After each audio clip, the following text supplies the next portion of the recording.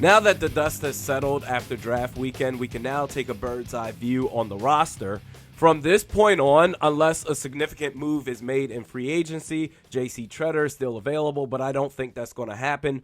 From this point on, it's coaching, Kevin O'Connell time. I still have high hopes, very optimistic for what he can do with this team on the football field. Now, I also had that same energy for Kwesi Adofo-Mensah, which I said what I've said about the draft, what happened. But moving on at this point, when it comes to Cam, I'm only invested in the actual roster moves that he makes. I'm no longer interested in the press conferences just because so far your words have not aligned with your actions. It's kind of like a politician. Relax, this is not a political podcast. But in terms of a politician, I'm not interested in a speech that you're scheduled to give today that you rehearsed all last night just to make me feel good.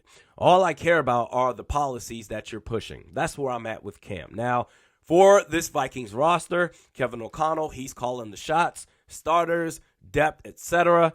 Here's what we can now piece together. The Vikings actually believe in Garrett Bradbury.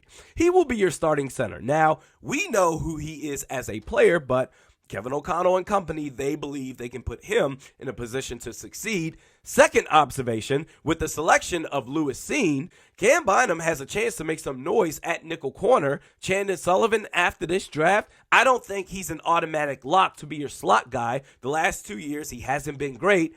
Cam Bynum versus Chandon Sullivan, I think that's going to be a training camp battle to watch.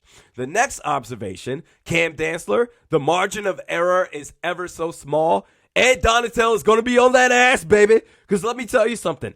Any slip-ups from him, third-year man out of Mississippi State, any slip-ups, Andrew Booth Jr. is here to save the day. Because you got to remember, P2, he's one of your outside corners. That ain't going to change.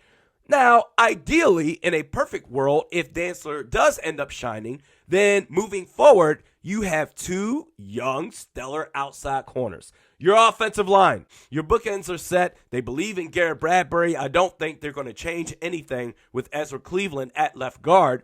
We got ourselves a Royal Rumble at right guard. With Chris Reed, I believe it's going to be his job to lose.